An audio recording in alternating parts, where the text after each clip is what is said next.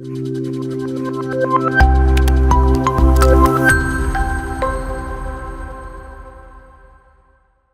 Every one, എന്റെ പേര് ഭാഗ്യ. ഞാൻ ലേൺ വൈസിന്റെ സോഷ്യോളജി ഫാക്കൽറ്റി ആണ്.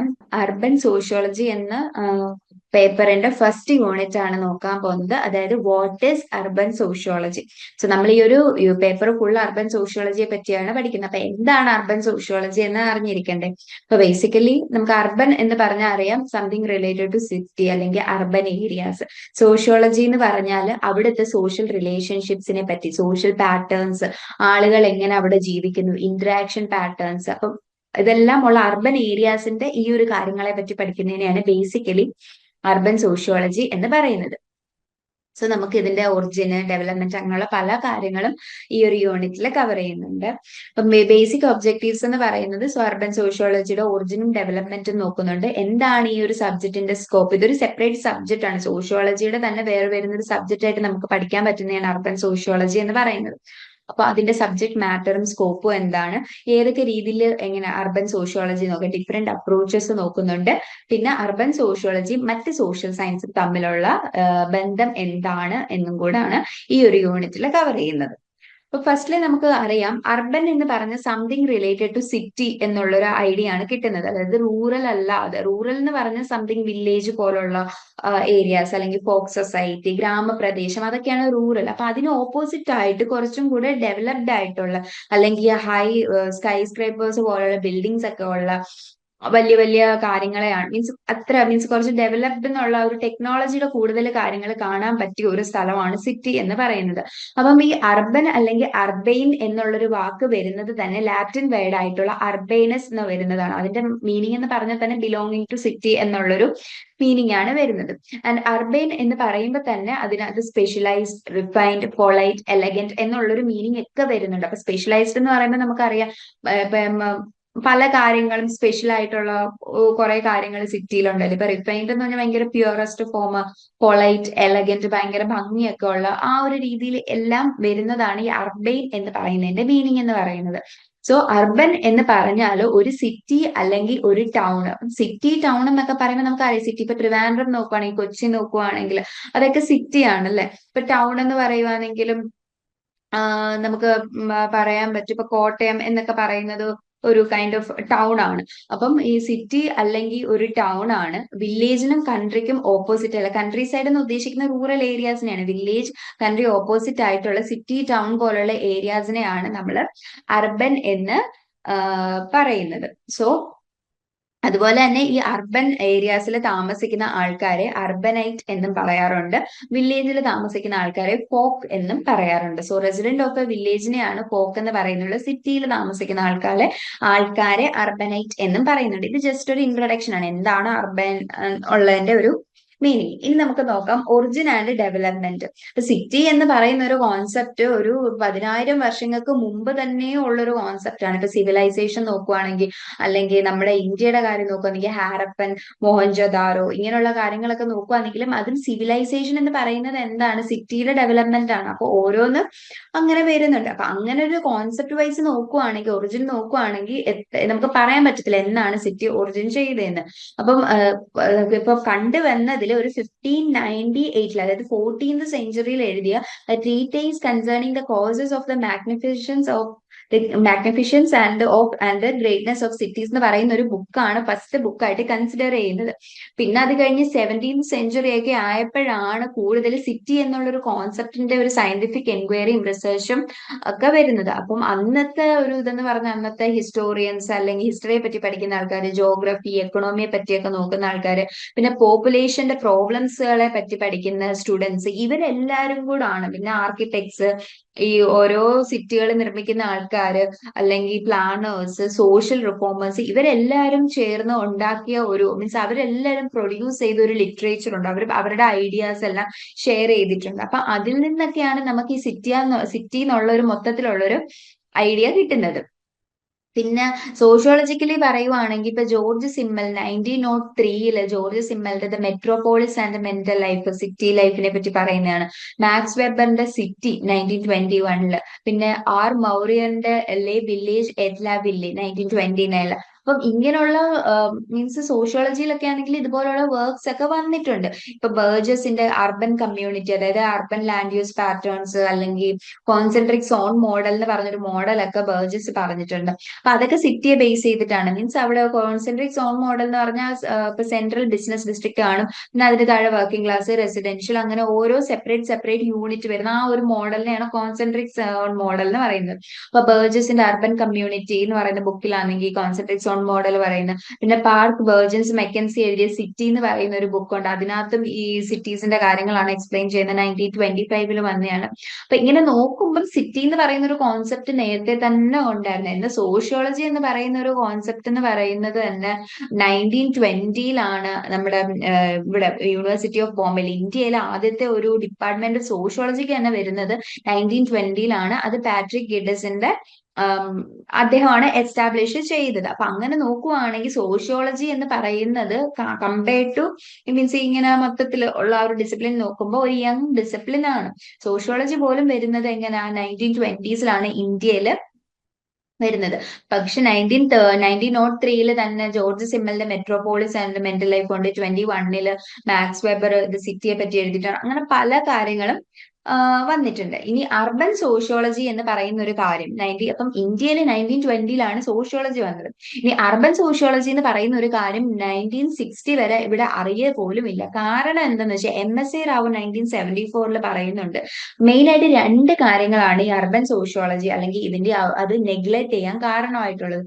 ഒന്നാമത്തത്, ഇവിടെ ഇന്ത്യയിൽ അത്രമാത്രം അർബനൈസേഷൻ നടന്നിട്ടില്ല. അതായത് റൂറൽ ഏരിയയിൽ നിന്നും അർബൻ ആവുന്ന ഒരു ടെക്നോളജിക്കൽ അല്ലെങ്കിൽ ഇൻഡസ്ട്രിയൽ ഇത് കാരണമുള്ള ഡെവലപ്മെന്റ് അത്രമാത്രം ഇന്ത്യയിൽ സംഭവിച്ചിട്ടില്ല മറ്റ് കൺട്രീസിനെ വെച്ച് കമ്പയർ ചെയ്യുമ്പോൾ. അതൊന്നാമത്തെ റീസൺ. പിന്നെ വരുന്നെന്ന് പറഞ്ഞാൽ ഇന്ത്യയിൽ ഇപ്പം സിവിലൈസേഷൻ നടക്കുന്നു. ഇപ്പൊ മോഹൻജദാരോ, ഹാരപ്പ, അങ്ങനെ പല പല സ്റ്റേറ്റുകൾ ഉണ്ടാവുന്നു. ഇപ്പം ഏൻഷ്യന്റ് ഇന്ത്യയിലാണെങ്കിൽ വാരണാസി, പാഡ്ലിപുത്ര, ഇങ്ങനെയുള്ള ഓരോ സ്റ്റേറ്റുകൾ വരുന്നു. ഇതൊക്കെ വരുവാണെങ്കിൽ അതൊരു ട്രഡീഷണൽ സിറ്റിയും വില്ലേജും തമ്മിലുള്ള സെപ്പറേഷൻ നമുക്ക് കാണാൻ പറ്റുന്നില്ല. അവിടെ ഇപ്പം വാരണാസി അങ്ങനെയുള്ള ആദ്യമൊക്കെ വന്ന സമയത്താണെങ്കിൽ അല്ലെങ്കിൽ ഹാരപ്പൻ അതൊക്കെ വരുമ്പോഴാണെങ്കിൽ അവിടെ എന്താണ് സിറ്റിയും വില്ലേജും കൂടെ ഒരു മിക്സ് ആണ് കാണുന്നത്. ഇപ്പോഴും നമ്മുടെ കേരളത്തിൽ നോക്കുവാണെങ്കിൽ ഒരു കംപ്ലീറ്റ് സിറ്റി അല്ലെങ്കിൽ കംപ്ലീറ്റ് ഗ്രാമപ്രദേശം എന്ന് പറയാൻ പറ്റത്തില്ല. ഓരോ 5 മിനിറ്റ് കഴിയും നമ്മളിപ്പോ ട്രാവൽ ചെയ്യുമ്പോൾ ഓരോ 5 മിനിറ്റ് കഴിയുമ്പോഴും അവിടെ ഒരു ടൗൺ കാണും അല്ലെ. അപ്പൊ കറക്റ്റ് ആയിട്ട് നമുക്ക് ഡിഫൈൻ ചെയ്യാൻ പറ്റത്തില്ല ഏതാണ് സിറ്റി അല്ലെങ്കിൽ ഏതാണ് ടൗൺ എന്നുള്ള ഒരു രീതിയിൽ. അപ്പൊ അവിടെ ഒരു ഡൈക്കോട്ടമി വരുന്നില്ല ട്രഡീഷണൽ സിറ്റിയും വില്ലേജും തമ്മിൽ. അതുകൊണ്ടും പിന്നെ അർബനൈസേഷന്റെ ലെവൽ വളരെ കുറവായത് കൊണ്ടുമാണ് ഇന്ത്യയിൽ ഈ അർബൻ സോഷ്യോളജി എന്ന് പറയുന്ന ഒരു സ്റ്റഡി 1960 വരെ നമുക്ക് കാണാതെ ഇരുന്നത്. പിന്നെ GS ദുരൈ അദ്ദേഹത്തിന്റെ സ്റ്റഡി സിറ്റീസ് ഓഫ് ഇന്ത്യ എന്ന് പറയുന്ന ഒരു സ്റ്റഡി പറയുന്നുണ്ട്. അപ്പൊ ഇങ്ങനെ നോക്കുമ്പോൾ പലരും സിറ്റീസിനെ പറ്റിയുള്ള സ്റ്റഡീസ് പണ്ട് തൊട്ടേ പഠിച്ച് വരുന്നതാണ്. ഇനി ഇത്രയാണ്. അപ്പം ഒറിജിനൽ ഡെവലപ്മെന്റ് മനസ്സിലായല്ലോ. ഇനി next subject matter and scope എന്ന് പറയുന്നത്. സോ അർബൻ സോഷ്യോളജി എന്ന് പറയുന്നത് നമുക്കറിയാം സിറ്റി ലൈഫിൽ, അതായത് social relationship, social action, social institution. ഇപ്പം റൂറൽ ഏരിയാസിൽ ജോയിന്റ് ഫാമിലി ആണെന്ന് നമുക്ക് അറിയാം. പക്ഷെ അർബൻ ഏരിയാസിൽ അത് വന്നപ്പോഴത്തേക്ക് ന്യൂക്ലിയർ ഫാമിലി. അപ്പൊ അങ്ങനെയുള്ള സോഷ്യൽ ഇൻസ്റ്റിറ്റ്യൂഷൻസിൽ വരുന്ന മാറ്റങ്ങൾ, സോഷ്യൽ റിലേഷൻഷിപ്പ്, അതായത് ആളുകൾക്ക് കുറച്ചും കൂടെ കമ്മ്യൂണിറ്റി ഫീൽ കൂടുതലുള്ളത് റൂറൽ ഏരിയയിലാണ്. സിറ്റിയിലേക്ക് വരുമ്പം ആ ഒരു ഇൻഡിപെൻഡൻസ് അല്ലെങ്കിൽ ഓട്ടോണമി പോലുള്ള കാര്യങ്ങൾ വരുന്നത് കൊണ്ട് വരുന്ന സെപ്പറേഷൻസ്, റിലേഷൻഷിപ്പിൽ വരുന്ന മാറ്റങ്ങൾ. അപ്പം ഈ ഒരു കാര്യം മൊത്തത്തിൽ പഠിക്കുന്നതാണ് അർബൻ സോഷ്യോളജി എന്ന് പറയുന്നത്. ഇനി ലൂയിസ് വെർത്ത് പറഞ്ഞിട്ടുണ്ട് സിറ്റി എന്ന് പറയുന്നത് കുറെ ആൾക്കാർ ഒരു ചെറിയ സ്പേസിൽ ജീവിക്കുക എന്നുള്ളൊരു കാര്യമല്ല സിറ്റി എന്ന് പറയുന്നത്. സിറ്റിക്ക് അദ്ദേഹം 3 ഫാക്ടേഴ്സ് പറയുന്നുണ്ട്: സൈസ്, ഹെട്രോജനിറ്റി, ഡെൻസിറ്റി. ഇതാണ് അദ്ദേഹം സിറ്റി അല്ലെങ്കിൽ അർബനിസം അല്ലെങ്കിൽ അർബൻ ഏരിയാസിനെ ഡിഫൈൻ ചെയ്തപ്പോൾ ഫാക്ടേഴ്സ് 3 ഫാക്ടേഴ്സ് പറഞ്ഞാൽ സൈസ് ഡിപ്പെൻഡ് ചെയ്യുന്ന 3 കാര്യങ്ങളാണ്. സൈസ് ഇമ്പോർട്ടന്റ് ആണ്, ഡെൻസിറ്റി, ഹെട്രോജനിറ്റി. അപ്പൊ ഇദ്ദേഹം പറയുന്ന സിറ്റി എന്ന് പറയുന്നത് ഒരുപാട് ആൾക്കാർ ഒരു ചെറിയ സ്പേസിൽ താമസിക്കുന്നതിനെ അല്ല സിറ്റി എന്ന് പറയുന്നത്, പക്ഷേ ഹെട്രോജനിറ്റി ഉണ്ട്. അതായത് അവിടെ ഒരുപാട് തരത്തിലുള്ള ആൾക്കാരുണ്ട്, എല്ലാവരും ഒരുപോലല്ല. സിറ്റിയിൽ നമ്മൾ പോയി നോക്കുവാണെങ്കിൽ ഒരുപാട് ഒക്കുപേഷൻസ് ചെയ്യുന്നവരുണ്ട്, ഒരുപാട് ചിന്താഗതികൾ വ്യത്യസ്തമായിട്ടുള്ള ആൾക്കാരുണ്ട്, ഒരുപാട് രീതിയിലുള്ള ഹെട്രോജനിറ്റി ആയിട്ടുള്ള ആൾക്കാരുണ്ട്. ഡിഫറെന്റ് പെർസ്പെക്ടീവ്സും അതുപോലെ തന്നെ ആറ്റിറ്റ്യൂഡ്സും ബിഹേവിയേഴ്സും ഉള്ള ആൾക്കാരാണ് സിറ്റിയിൽ താമസിക്കുന്നത്. സോ ഹ്യൂമൻ ബീങ്സ് ഒരാളിൽ നിന്ന് മറ്റൊരാളിൽ നിന്നും ഡിഫർ ചെയ്യുന്നു. അപ്പൊ കമ്മ്യൂണിറ്റി ഫീൽ ഒന്നും അവിടെ അത്രമാത്രം ഇല്ല. പക്ഷെ ആൾക്കാരെന്ന് പറയുന്നത് എല്ലാവർക്കും ഒരു ഹെട്രോജനിറ്റി ഉണ്ട്, ഹോമോജനിറ്റി ഇല്ല എന്നല്ല പറയുന്നത്. കമ്പയർഡ് ഹെറ്ററോജെനിറ്റി വളരെയധികം കൂടുതൽ സിറ്റിയിൽ ആണ് എന്ന് ലൂയിസ് വെർത്ത് പറയുന്നുണ്ട്. അങ്ങനെ നോക്കുകയാണെങ്കിൽ ഒരുപാട് ഓക്കുപേഷൻസ് ഉണ്ട്. പിന്നെ അതുപോലെ തന്നെ ഡിവിഷൻ ഓഫ് ലേബർ എന്ന് പറയുന്ന ഒരു കോൺസെപ്റ്റും വളരെ കോംപ്ലക്സ് ആയിട്ട് നിൽക്കുന്നത് എവിടാ, സിറ്റീസിലാണ് അല്ലെങ്കിൽ അർബൻ ഏരിയാസിലാണ്. ഒരുപാട് ആൾക്കാർ പല രീതിയിലുള്ള ജോലികൾ ചെയ്യുന്നില്ലേ. അപ്പൊ അങ്ങനെയുള്ള കാര്യമാണെങ്കിൽ മാർക്കറ്റ് എന്നുള്ള ഒരു ഐഡിയ പോസിബിൾ ആക്കുന്നത് ഇപ്പൊ നമുക്ക് കാണാൻ പറ്റും. ഇന്ത്യയിലൊക്കെ തന്നെ ആണെങ്കിൽ പല ബ്രാൻഡ്സ്, ഇപ്പം മെക്ഡൊണാൾഡ്സ് പോലുള്ള ബ്രാൻഡ്സ് ഒക്കെ ഗ്ലോബലൈസേഷന്റെ ഭാഗമായിട്ട് ഇന്ത്യയിൽ വരുമ്പോൾ കൂടുതലും അത് കാണുന്നത് സിറ്റി ടൗൺ ഏരിയാസിലാണ്. റൂറൽ ഏരിയാസിലൊന്നും മെക്ഡൊണാൾഡ്സോ അല്ലെങ്കിൽ KFC ഒന്നും കാണുന്നതായിട്ട് നമുക്ക് കാണാൻ പറ്റില്ല. പക്ഷെ സിറ്റി എന്ന് പറയുന്ന സിറ്റി തന്നെ വേണമെന്നില്ല, ടൗൺസിലൊക്കെയും ഇപ്പം KFC മെക്ഡൊണാൾഡ്സും ഒക്കെ അവൈലബിൾ ആണ് അല്ലെ. അപ്പം അതാണ് എന്താ മീൻസ് ആ ഒരു വ്യത്യാസം. മീൻസ് ഓക്കുപേഷൻ ആണെങ്കിലും ഡിവിഷൻ ഓഫ് ലേബർ ആണെങ്കിലും കൂടുതലായിട്ട് വരുന്നത് ഈ ഇങ്ങനെയുള്ള സിറ്റി ഏരിയസിലാണ്. ഇനി നമുക്ക് ഓരോ കോൺസെപ്റ്റുകൾ പഠിക്കാം. കമ്മ്യൂണിറ്റി, എക്കോളജി എന്തൊക്കെയാണെന്ന് നോക്കാം.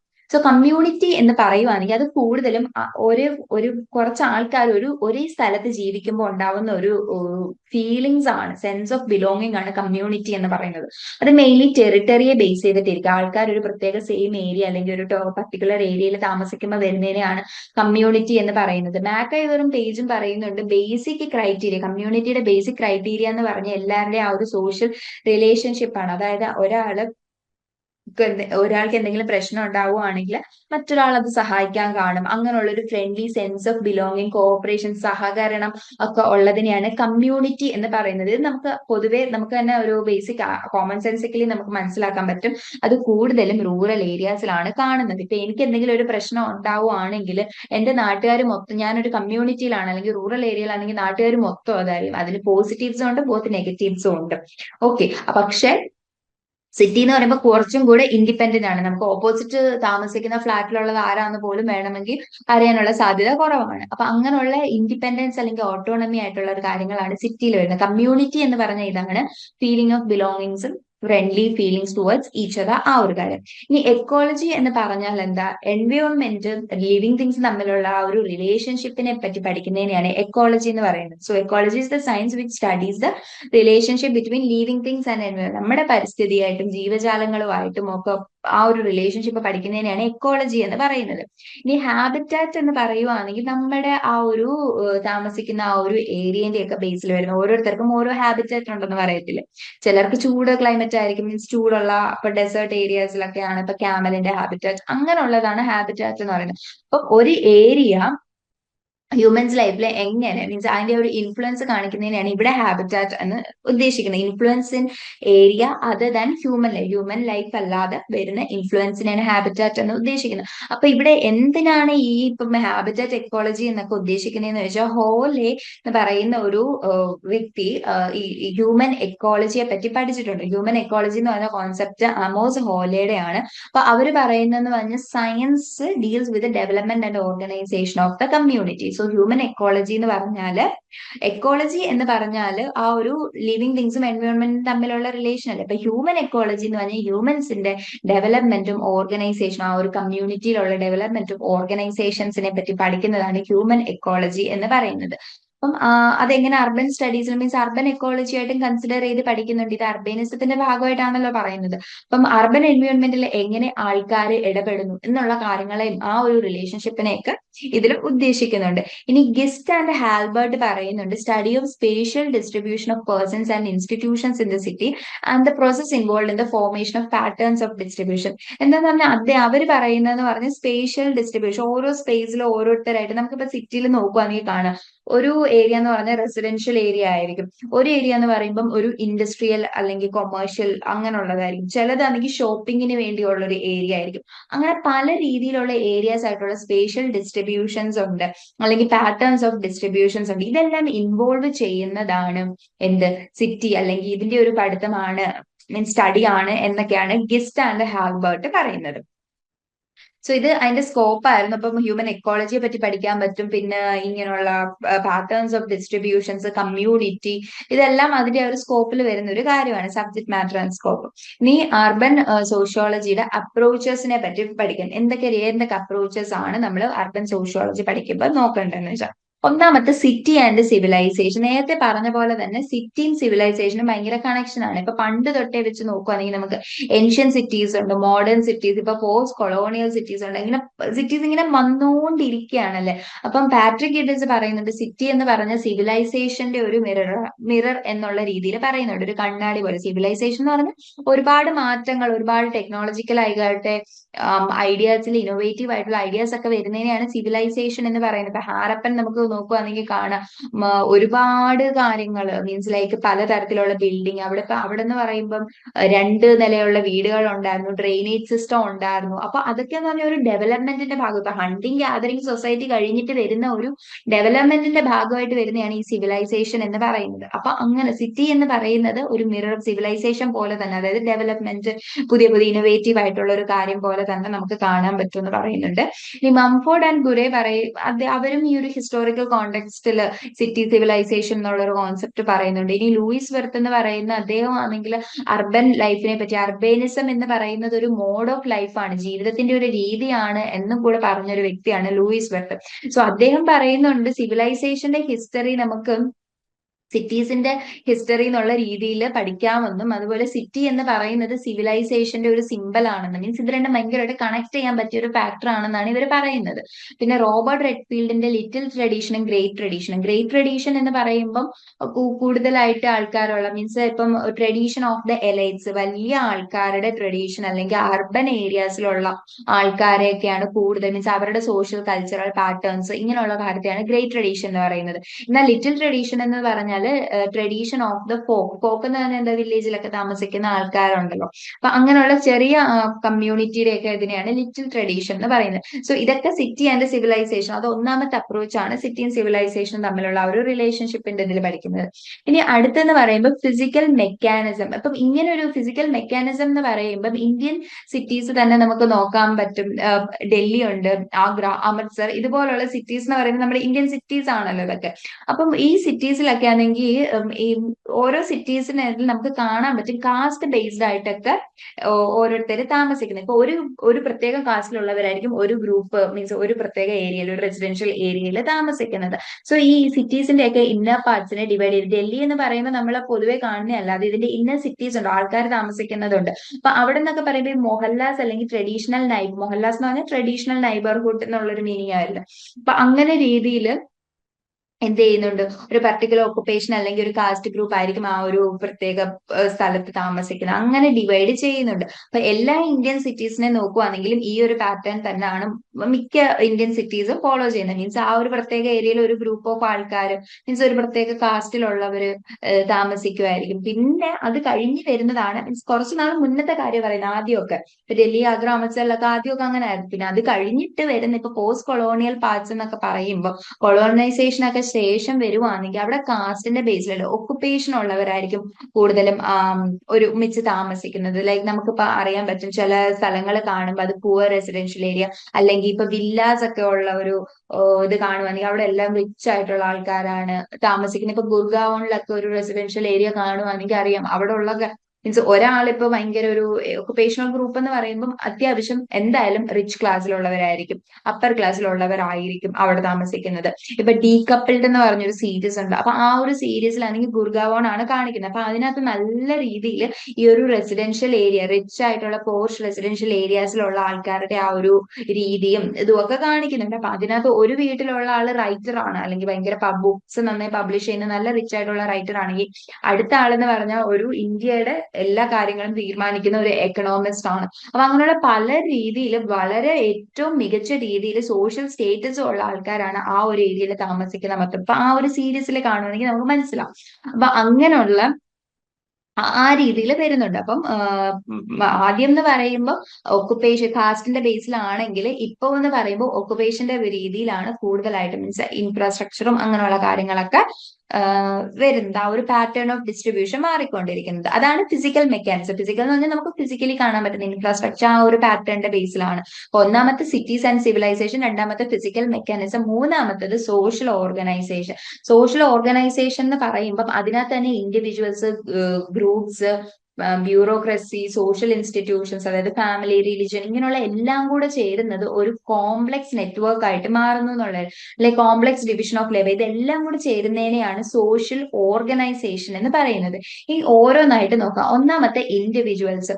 നമുക്ക് നോക്കുകയാണെങ്കിൽ അറിയാൻ പറ്റും, പണ്ടത്തെ ഏർലി റൈറ്റിംഗ്, ആദ്യത്തെയൊക്കെ റൈറ്റിംഗ്സിൽ അർബൻ ഇൻഡിവിജ്വൽസ് എന്ന് പറയുമ്പോൾ ഒരു പ്രത്യേക പേഴ്സണാലിറ്റി ഉള്ള ആൾക്കാർ, അല്ലെങ്കിൽ ഒരു പ്രത്യേക ബിഹേവിയർ ഉള്ള രീതിയിലാണ്, മീൻസ് കമ്പയർ ടു റൂറൽ ആയിട്ടുള്ള ആൾക്കാരെ വെച്ച് കമ്പയർ ചെയ്യുമ്പോൾ ഒരു പ്രത്യേക തരത്തിലുള്ള സ്വഭാവമുള്ള ആൾക്കാരാണ് അർബൻ ആയിട്ടുള്ള. ഇപ്പൊ നമുക്ക് പറയാം, പണ്ടൊക്കെ ആണെങ്കിൽ കുറച്ച് നാള് മുന്നേ വരെ സിറ്റീസിലുള്ള ഡ്രസ്സിങ്ങിന്റെ ബേസിലൊക്കെ നമുക്ക് സിറ്റീസിൽ നിന്നാ വരുന്നത് എന്നുള്ള രീതിയിൽ, മീൻസ് കാരണം വില്ലേജിലുള്ളവർ കൂടുതലും ഇപ്പം സ്ത്രീകളാണെങ്കിൽ കൂടുതലും ട്രഡീഷണൽ വേസ് ആണ് ചെയ്യുന്നത്. ഇപ്പം പണ്ടത്തെ കുട്ടികളാണെങ്കിൽ പാവാട അല്ലെങ്കിൽ ബ്ലൗസ് അങ്ങനെയൊക്കെ ഉള്ളത്, അല്ലെങ്കിൽ ചുരിദാർ, മാക്സിമം പോയ ചുരിദാറായിരുന്നു അവിടെ ഇരുന്നത്. പക്ഷെ ആ സമയം സിറ്റിയിലുള്ളവരാണെങ്കിൽ എന്തായിരിക്കും, ക്രോപ്പ് ടോപ്സ്, ജീൻസ്, ഇങ്ങനെയൊക്കെ ഉള്ള കാര്യങ്ങൾ, ജാക്കറ്റ്സ്, ഇങ്ങനെയുള്ള കാര്യങ്ങളായിരിക്കും അവര് ധരിക്കുന്നത്. അപ്പൊ ആ ഒരു രീതി തന്നെ നമുക്ക് എന്താ ആൾക്കാരെ ഡിഫറൻഷിയേറ്റ് ചെയ്യാൻ പറ്റും. അപ്പൊ ഈ അർബൻ സ്ഥലത്ത് താമസിക്കുന്നവർ ഒരു ഡിസ്റ്റന്റ് പേഴ്സണാലിറ്റി ഉണ്ട് when compare to rural counterparts എന്നൊരു കോൺസെപ്റ്റ് ഉണ്ട്. അതുപോലെ തന്നെ ഈ സോഷ്യോ കൾച്ചറൽ ഡൈനാമിക്സ്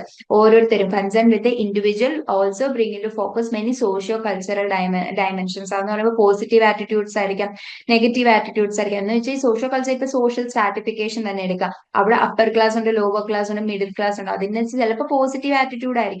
അതായത് സിറ്റിയിലുള്ളവരെല്ലാരും വിചാരിക്കുകയാണ്, മീൻസ് അവരിപ്പോ ഓപ്പോസിറ്റ് താമസിക്കുന്നത് ഏത് കാസ്റ്റിലായാലും എന്താണ്, അല്ലെങ്കിൽ ഏത് ക്ലാസ്സിലായാലും എന്താന്ന് പറഞ്ഞാൽ ഭയങ്കര ഓപ്പൺ മൈൻഡഡ് ആയിട്ട് ചിന്തിക്കുന്നവരുണ്ട്. പക്ഷെ എന്നാൽ അതുപോലെ തന്നെ ക്ലോസ്ഡ് ആയിട്ട് നെഗറ്റീവ് ആറ്റിറ്റ്യൂഡ്സും അവരുടെ വാല്യൂസ് ബിലീഫ്സിനെ ഒക്കെ രീതിയിൽ സപ്പോർട്ട് ചെയ്ത് ആ രീതിയിൽ നെഗറ്റീവായിട്ട് കാണുന്നതുണ്ട്. അപ്പൊ ഇൻഡിവിജ്വൽസ് എന്ന് പറയുന്നത് അത് ഓരോന്നിനും ഡിപ്പെൻഡ്, ഓരോരുത്തരുടെ പെർസ്പെക്ടീവിനെ ഡിപ്പെൻഡ് ചെയ്തിട്ടാണ്. പക്ഷെ when compare to rural counterparts അവർക്ക് ഒരു പ്രത്യേക പേഴ്സണാലിറ്റി ഉണ്ട് എന്നുള്ളൊരു ബിലീഫ് ഉണ്ട്. ഓക്കെ. ഇനി അടുത്ത പ്രൈമറി ഗ്രൂപ്പ്സ്. പ്രൈമറി ഗ്രൂപ്പ്സ് എന്ന് പറയുമ്പോൾ നമ്മുടെ ഫാമിലി, കപ്പിൾസ്, ഇപ്പം ഹസ്ബൻഡ്, ഇപ്പൊ എന്റെ ഒരു ഹസ്ബൻഡ് ഉണ്ടെങ്കിൽ ഞാനും എന്റെ ഹസ്ബൻഡ് എന്ന് പറയുന്നത് ഒരു പ്രൈമറി ഗ്രൂപ്പ് ആയിരിക്കും. കപ്പിൾസ് അല്ലെങ്കിൽ ഇന്റിമേറ്റ് ഫ്രണ്ട്സ്, എന്റെ ഫ്രണ്ട്സ് ഞാനും തമ്മിലുള്ളത് ഒരു ഇന്റിമേറ്റ് ഗ്രൂപ്പ് ആയിരിക്കും. എന്റെ ഫാമിലി ആയിട്ടുള്ളത് ഒരു ഇന്റിമേറ്റ് കണക്ഷൻ ആയിരിക്കും. അങ്ങനെയുള്ളതിനെയാണ് പ്രൈമറി ഗ്രൂപ്പ്സ് എന്ന് പറയുന്നത്. യൂഷ്വലി അത് കൂടുതലും കാണുന്നത് എവിടാണ്, റൂറൽ ഏരിയാസിലാണെന്നാണ് പറയുന്നത്. ഇപ്പം ഒരു കമ്മ്യൂണിറ്റി ഫീൽ, ആ ഒരു കാര്യങ്ങളൊക്കെ വരുന്നത് കൂടുതലും റൂറൽ ഏരിയാസിലാണ്. പക്ഷെ എന്നാൽ അർബൻ നൈബർഹുഡ്സിലും ഉണ്ട്. അർബൻ നൈബർഹുഡ്സിൽ അങ്ങനെ ഫ്രണ്ട്ഷിപ്പോ അങ്ങനെയുള്ളതൊന്നും ഇല്ല എന്നല്ല പറയുന്നത്. അർബൻ നൈബർഹുഡ്സിലും പ്രൈമറി ഗ്രൂപ്പ്സിന്റെ ഇമ്പോർട്ടൻസ് ഉണ്ട്. പക്ഷെ കമ്പയർ ചെയ്യുമ്പോൾ ഈ റൂറൽ ഏരിയാസിനെ വെച്ച് നോക്കുമ്പോൾ കുറച്ചും കൂടി കോംപ്ലക്സ് ആയിട്ടുള്ള റിലേഷൻഷിപ്സ് ആണ് ഈ ഒരു അർബൻ ഏരിയാസിൽ കാണുന്നത്. ലാർജറും കോംപ്ലക്സും ആയിട്ടുള്ള ഇതാണ് when compare to rural areas. അപ്പൊ ഇൻഡിവിജ്വൽസ് വരുന്ന സോഷ്യൽ ഓർഗനൈസേഷന്റെ ഭാഗമായിട്ട് വരുന്നതാണ് ഇൻഡിവിജ്വൽസ്, പ്രൈമറി ഗ്രൂപ്പ്സ്. ഇനി വോളണ്ടറി അസോസിയേഷൻസ്. വോളണ്ടറി അസോസിയേഷൻസ് എന്ന് പറഞ്ഞാൽ നമ്മൾ ഒരു ഇപ്പം ചാരിറ്റബിൾ ഓർഗനൈസേഷൻ അല്ലെങ്കിൽ എന്താ എൻവയോൺമെന്റൽ ഓർഗനൈസേഷൻ, NGOs, ഇതൊക്കെ നമുക്ക് വോളണ്ടറി അസോസിയേഷൻ ആയിട്ട് എക്സാമ്പിൾ ആണ്. അതായത് ഒരു മിഡിൽ അല്ലെങ്കിൽ intermediate range of social organisation. അവിടെ എന്ന് പറയുമ്പോൾ കുറച്ചും കൂടെ ഫോമൽ. നമ്മളിപ്പോ പ്രൈമറി ഗ്രൂപ്പ്സിനെ വെച്ച് നോക്കുമ്പോൾ അല്ലെങ്കിൽ നമ്മുടെ അയൽക്കാര്, നൈബർഹുഡ്സ് അങ്ങനെയുള്ളവരുമായിട്ടുള്ള ഒരു കണക്ഷൻ വെച്ച് നോക്കുമ്പോൾ കുറച്ച് ഫോമൽ ആയിട്ടുള്ള ഒരു ഇന്റേണലി ഡിഫറൻഷിയേറ്റഡ് ആയിട്ടുള്ള ഒരു കാര്യമാണ് ഈ വോളണ്ടറി അസോസിയേഷൻസിൽ എന്ന് പറയുന്നത്. അത് both instrumental and expressive functions ഒക്കെ പറയുന്നുണ്ട്. എന്ന് വെച്ചാല് ഇപ്പം ഇൻസ്ട്രുമെന്റൽ ഫംഗ്ഷൻ എന്ന് പറഞ്ഞാൽ ഇപ്പം എന്തെങ്കിലും ഒരു ആവശ്യം വരും. ഇപ്പൊ ചാരിറ്റബിൾ ഓർഗനൈസേഷൻ, ഫുഡ്, നമുക്ക് ഒരു കമ്മ്യൂണിറ്റിക്ക് ഫുഡ് വേണം എന്ന് പറഞ്ഞാൽ നമ്മൾ ഫുഡ് ബാങ്ക് ഓർഗനൈസ് ചെയ്യുന്നു. അങ്ങനെയുള്ള ഇപ്പൊ ഈ വയനാട് ദുരന്തത്തിന്റെ സമയത്തൊക്കെയോ ഉരുൾപൊട്ടലിന്റെ ഒക്കെ സമയത്താണെങ്കിൽ ഒരുപാട് ആൾക്കാര് പ്രത്യേകമായിട്ട് ഫുഡ് ഉണ്ടാക്കിയിട്ട് അതിൽ നിന്ന് കിട്ടുന്ന പ്രോഫിറ്റ് അവർക്ക് വീട് വെക്കാൻ, അതായത് വയനാട്ടിൽ ഉരുൾപൊട്ടിയ ആൾക്കാർക്ക് വേണ്ടി വീട് വെക്കാൻ കൊടുക്കുന്നില്ല. അപ്പൊ അങ്ങനെയുള്ള സാധനങ്ങളൊക്കെ ഓർഗനൈസ് ചെയ്യുന്നത് ഇൻസ്ട്രുമെന്റൽ ഫംഗ്ഷൻസ്. ഇനി എക്സ്പ്രസീവ് ഫംഗ്ഷൻസ് എന്ന് പറഞ്ഞ ഒരു ഞങ്ങൾ കൂടെ ഉണ്ട് എന്നുള്ള ഒരു ഇമോഷണൽ സപ്പോർട്ട് കൊടുക്കുകയാണ്, അല്ലെങ്കിൽ ഒരു ബിലോങ്ങിങ്, ഒരു ഐഡന്റിറ്റി, സെൻസ് ഓഫ് ബിലോങ്ങിങ്ങും ഐഡന്റിറ്റി ഒക്കെ കൊടുക്കുന്നതിനെയാണ് എക്സ്പ്രസീവ് ഫംഗ്ഷൻസ് എന്ന് പറയുന്നത്. അപ്പം ഈ വോളണ്ടറി ഓർഗനൈസേഷൻസിന് അങ്ങനെയുള്ള കുറെ means instrumental and expressive functions ഉണ്ട്. കുറച്ചും കൂടെ ഫോമൽ ആണ് when compared to this neighbourhood and network ഒക്കെ നോക്കുമ്പോൾ. ഇനി നെക്സ്റ്റ് ആണ് ബ്യൂറോക്രസി. നമുക്കറിയാം ബ്യൂറോക്രസി എന്ന് പറയുമ്പോൾ സംതിങ് പൊളിറ്റിക്കൽ ആയിട്ടുള്ള ഒരു കാര്യമാണ്. അതായത് നമ്മൾ ഒരു ഹൈറാർക്കി ഓഫ് ഒഫീഷ്യൽസ് കാണും, റിട്ടേൺ റൂൾസ് ഭയങ്കര ഫോമൽ ആണ്, ഇമ്പേഴ്സണൽ ആയിട്ടുള്ള ഒരു കാര്യമാണ് ബ്യൂറോക്രസി എന്ന് പറയുന്നത്. എക്സാക്ട് എക്സാമ്പിൾ പറയുകയാണെങ്കിൽ ഒരു സിവിൽ സർവന്റ് ഓഫീസർ എന്ന് പറഞ്ഞത് ഒരു ബ്യൂറോക്രാറ്റ് ആണ്, അല്ലെ? അപ്പൊ bureaucratic organisations consist of an elaborate network, ഒരു സ്പെഷ്യൽ റോള് കാണും. പൊസിഷൻ കാണും, ഹൈറാർക്കി കാണും. അത് കൂടുതലും എവിടെ കാണുന്നത്?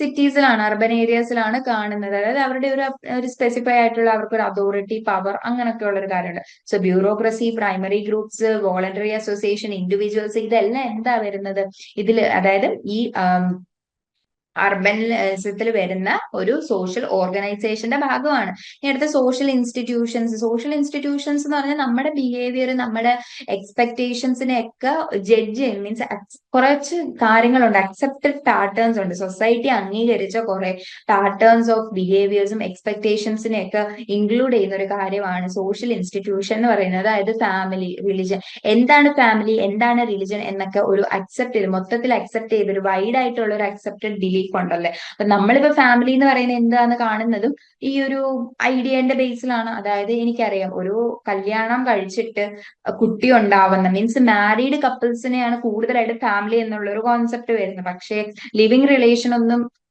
ഇതുവരെ, മീൻസ് ലിവിങ് റിലേഷൻസ് ഒക്കെ ഉണ്ടാവുന്നുണ്ട് അർബൻ ഏരിയാസിലൊക്കെ. അത് നല്ല രീതിയിൽ ആൾക്കാർ അങ്ങനെയൊക്കെ ജീവിക്കുന്നുണ്ടെങ്കിൽ ഒരു ഫാമിലി എന്നുള്ളൊരു കോൺസെപ്റ്റ് ആയിട്ട് മൊത്തത്തിലുള്ള ഒരു സൊസൈറ്റി അത് അംഗീകരിക്കാറ് ആയിട്ടില്ല. ലിവിങ് റിലേഷൻ അക്സെപ്റ്റ് ചെയ്ത് തുടങ്ങുന്നുണ്ട്, എന്നാലും ഒരു ഫാമിലി എന്നുള്ളൊരു കോൺസെപ്റ്റ് അവിടെ വരുന്നതായിട്ട് നമുക്ക് കാണാൻ പറ്റുന്നില്ല. സോ അപ്പൊ സോഷ്യൽ ഇൻസ്റ്റിറ്റ്യൂഷൻസ് എന്ന് പറയുമ്പോൾ ഫാമിലി, റിലിജൻ പോലുള്ള, നമുക്ക് പണ്ട് തൊട്ട്, മീൻസ് അർബൻ, ഫാമിലി റിലിജൻ ഒന്നും അർബൻ ആണെന്നല്ല പറയുന്നത്, അർബൻ മുമ്പേ ഉള്ള കാര്യങ്ങൾ തന്നെയാണ്. പക്ഷെ ഇതൊക്കെയാണ് സോഷ്യൽ ഇൻസ്റ്റിറ്റ്യൂഷൻസ്. പക്ഷെ അതിൽ വരുന്ന മാറ്റങ്ങളാണ് പറയുന്നത്. ലൈക്ക് ജോയിന്റ് ഫാമിലിയിൽ നിന്ന് traditional family, sorry, nuclear family ആവുന്നു, അങ്ങനെയൊക്കെയുള്ള മാറ്റങ്ങളെയാണ് പറയുന്നത്. സോ ഇത്രയാണ് സോഷ്യൽ ഓർഗനൈസേഷൻസിൽ വരുന്നത്. സോ അപ്രോച്ചസ് ടു സ്റ്റഡിയിൽ വരുന്നത് സിറ്റീസ് ആൻഡ് സിവിലൈസേഷൻ വന്നു, പിന്നെ ഫിസിക്കൽ മെക്കാനിസം വന്നു, പിന്നെ സോഷ്യൽ ഓർഗനൈസേഷൻ. ഇനി നെക്സ്റ്റ് ആണ് സോഷ്യൽ പ്രോബ്ലംസ്. അതായത് അർബൻ ക്രൈസിസ് എന്ന് പറഞ്ഞാൽ ഈ അർബൻ ഏരിയാസിൽ വരുന്ന പ്രശ്നങ്ങൾ. ഇപ്പൊ പോവേർട്ടി, സ്ലംസ്, നമ്മൾ സ്ലം ഡോഗ് മില്യണർ മൂവി ഒക്കെ കാണുമ്പോൾ അറിയാം എന്തുമാത്രം തിങ്ങിയാണ് ആൾക്കാർ താമസിക്കുന്നത്, അവരുടെ ഇഷ്യൂസ്.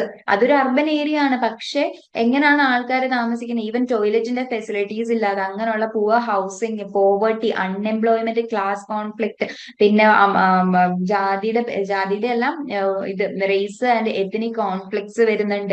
ബ്രോക്കൺ ഫാമിലി, മീൻസ് ഒരു ഫാമിലിയിൽ മീൻസ് അച്ഛൻ ഇല്ലാതാവുകയാണെങ്കിൽ, അവരെ അമ്മയും ഇല്ലെങ്കിൽ കുട്ടികൾക്കുണ്ടാവുന്ന മാറ്റങ്ങൾ, പിന്നെ അതുപോലെ തന്നെ കുട്ടികൾ എങ്ങനെ ജീവിക്കും എന്നുള്ള ഒരു സംഭവം, പിന്നെ അതിന്റെ ബേസിൽ ക്രൈം കൂടുന്നു, മെന്റൽ ഇൽനെസ് കൂടുന്നു, ഡ്രഗ് അഡിക്ഷൻ, പൊല്യൂഷൻ, അങ്ങനെ ഒരുപാട് പ്രശ്നങ്ങൾ ഈ അർബനൈസേഷന്റെ ഭാഗമായിട്ട് വരുന്നുണ്ട്. അപ്പം ഈ സോഷ്യൽ പ്രോബ്ലംസ്, അർബനൈസേഷൻ കാരണം ഉണ്ടാവുന്ന സോഷ്യൽ പ്രോബ്ലംസിനെ പറയുന്നതാണ് അർബൻ ക്രൈസിസ് എന്ന് പറയുന്നത്. ഇപ്പൊ ഇൻഡസ്ട്രിയൽ ഇത് വരുമ്പോൾ എയർ പൊല്യൂഷൻ കൂടുന്നു, എൻവയോൺമെന്റൽ പ്രശ്നങ്ങൾ ഉണ്ടാകുന്നു, അങ്ങനെ പൊല്യൂഷൻസ് ഉണ്ടാവുന്നു, ഒരുപാട് കാര്യങ്ങൾ ഉണ്ടാവുന്നു. അപ്പൊ ഇതെല്ലാം എന്ന് പറയാം. പിന്നെ അതുപോലെ തന്നെ poverty, slums, unemployment, class conflict, racial, means വർഗത്തിന്റെ പേരിൽ അല്ലെങ്കിൽ നിറത്തിന്റെ പേരിലുള്ള വഴക്കുകൾ, ഇത് എല്ലാം വരുന്നത് എന്താണ്?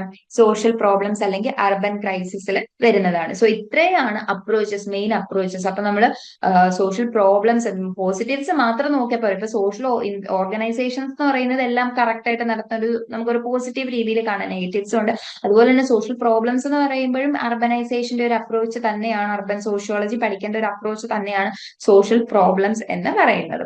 ഇനി നെക്സ്റ്റ് അർബൻ സോഷ്യോളജി മറ്റ് സോഷ്യൽ സയൻസും തമ്മിലുള്ള ഒരു വ്യത്യാസം നോക്കാം. ഈ അർബൻ സോഷ്യോളജി എന്ന് പറഞ്ഞാൽ ജോഗ്രഫി, പൊളിറ്റിക്സ്, എക്കണോമിക്സ്, മറ്റ് സബ്ജക്റ്റുകളിൽ നിന്നൊക്കെ ഡിഫറെന്റ് ആണ്. എന്താണ് നമുക്കറിയാം അർബൻ സോഷ്യോളജി? ഇത് സോഷ്യോളജി അർബനും കൂടെ ചേർന്ന ഒരു പഠനത്തെയാണ് അർബൻ സോഷ്യോളജി എന്ന് പറയുന്നത്. അപ്പൊ അർബൻ സ്റ്റഡീസിൽ നിന്നും ഒരു വ്യത്യസ്തമായിട്ടുള്ളതാണ്. അർബൻ സ്റ്റഡീസ് എന്ന് പറയുമ്പോൾ അവിടെ ടൗൺ പ്ലാനിങ്, അർബൻ പ്ലാൻ, അങ്ങനെയുള്ള കാര്യങ്ങളൊക്കെ പഠിക്കുന്നുണ്ട്. പക്ഷെ അർബൻ സോഷ്യോളജി എന്ന് പറഞ്ഞാൽ മനുഷ്യരുടെ, മീൻസ് അല്ലെങ്കിൽ ആൾക്കാർ എങ്ങനെ ജീവിക്കുന്നു, അവരുടെ ലൈഫിൽ വരുന്ന മാറ്റങ്ങൾ, മീൻസ് അതിൽ പീപ്പിൾ ഇൻക്ലൂഡ് ചെയ്യുന്ന ഒരു കാര്യം കൂടെയാണ് അർബൻ സോഷ്യോളജി എന്ന് പറയുന്നത്.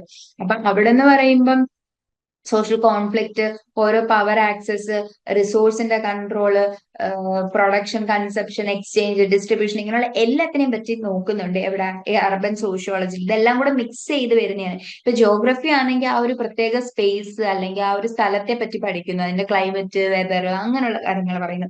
ഹിസ്റ്ററി എന്ന് പറയുവാണെങ്കിൽ അതിന്റെ സമയത്ത്, ഇന്ന സമയത്ത് എന്ത് നടന്നു, ആരൊക്കെ ആയിരുന്നു ഇവിടെ, അങ്ങനെയുള്ള ഒരു ഹിസ്റ്റോറിക്കൽ സാധനമാണ് ഹിസ്റ്ററി പഠിക്കുന്നത്, ടൈമിനെ ബേസ് ചെയ്ത്. പക്ഷെ സോഷ്യോളജി എന്ന് പറയുമ്പം ആ ഒരു മൊത്തത്തിലുള്ള സ്ട്രക്ചർ, അതിൽ ജോഗ്രഫി ഇൻക്ലൂഡ് ചെയ്യും, ടൈം ഇൻക്ലൂഡ്, ഹിസ്റ്ററി ഇൻക്ലൂഡ് ചെയ്യും, സ്ട്രക്ചർ ആൻഡ് കൾച്ചർ, മൊത്തത്തിൽ ഈ ഒരു അർബൻ സ്റ്റഡീസിന് ഹിസ്റ്ററി വെച്ച് നോക്കുന്ന മൊത്തത്തിലുള്ള കാര്യങ്ങൾ, സ്ട്രക്ചറും കൾച്ചറിനെ ബേസ് ചെയ്തിട്ട് ആൾക്കാർ എങ്ങനെ, ഓരോ സോഷ്യൽ പാറ്റേൺസ് എങ്ങനെ, ബിഹേവിയേഴ്സ് എങ്ങനെ എന്നുള്ള കാര്യങ്ങളാണ് കൂടുതലായിട്ടും അർബൻ സോഷ്യോളജിയിൽ വരുന്നത്. അപ്പം ജോഗ്രഫി എന്ന് പറയുമ്പോൾ സ്പേസ് മാത്രമേ ഉള്ളെങ്കിൽ ഹിസ്റ്ററി എന്ന് പറയുന്നത് ടൈം മാത്രമാണ്. എന്നാൽ സോഷ്യോളജി എന്ന് പറയുമ്പോൾ അതിന്റെ സ്ട്രക്ചറും കൾച്ചറും എല്ലാം നോക്കുന്നതാണ്, അതായത് അർബൻ സോഷ്യോളജിയിൽ നോക്കുന്നുണ്ട്. സോ അതാണ് അർബൻ സോഷ്യോളജി മറ്റ് സോഷ്യൽ സയൻസും തമ്മിലുള്ള ഡിഫറൻസ് എന്ന് പറയുന്നത്. സോ അർബൻ സോഷ്യോളജി എന്ന് പറഞ്ഞാൽ സിറ്റി ലൈഫിൽ impact, social relationship, social institutions എന്തൊക്കെയാണ്, അർബൻ മോഡ് ഓഫ് ലീവിങ് എന്താണ്, ഇങ്ങനെയുള്ള കാര്യങ്ങളെ പറ്റി പറയുന്നതാണ് urban sociology. And also heterogeneity, ഒരുപാട് ആൾക്കാരുണ്ട്, പല രീതിയിലുള്ള ഡിവിഷൻ ഓഫ് ലേബർ ഉണ്ട്, ഒരുപാട് ജനസാന്ദ്രത എന്ന് പറയുന്നത് ഭയങ്കര വലുതാണ്, great population density, division of labour, പിന്നെ ഡൈവേഴ്സിറ്റി, പല രീതിയിലുള്ള ആൾക്കാരാണ്, പല രീതിയിൽ മീൻസ് ഈവൻ ഇപ്പൊ നമ്മളിപ്പം ഡൽഹിയിലൊക്കെ പോവുകയാണെങ്കിൽ പല മീൻസ് വലിയ തൊട്ട് ചെറിയ ജോലികൾ ചെയ്യുന്ന ആൾക്കാർ വരെ നമുക്ക് കാണാൻ പറ്റും. അപ്പം ഇപ്പൊ ഈവൻ പാനിപൂരി തൊട്ട് വലിയ ഒഫീഷ്യൽസ് വരെ ഉള്ള, പാനിപൂരി ഒക്കെ വിൽക്കുന്ന ഒരു ആൾ തൊട്ട് ഒഫീഷ്യൽസ് വരെ കാണാൻ പറ്റും. പക്ഷെ ഏകദേശം നമുക്ക് പക്ഷെ നമുക്ക് പറയാൻ പറ്റത്തില്ല ഇതില് ആരാ കൂടുതൽ റിച്ച് എന്നൊന്നും പറയാൻ പറ്റത്തില്ല. ഈവൻ പാനിപൂരി ഒക്കെ വിൽക്കുന്ന ആ ചേട്ടന് നല്ല എന്താ നല്ല എമൗണ്ട് കിട്ടുന്നുണ്ട്. അപ്പൊ അങ്ങനെയുള്ള പല രീതിയിലുള്ള ഇൻഡിവിജ്വൽസ് താമസിക്കുന്ന മൊത്തത്തിലുള്ള ആ ഒരു കോൺസെപ്റ്റിനെയാണ് നമ്മൾ അർബൻ സോഷ്യോളജി എന്ന് പറയുന്നത്.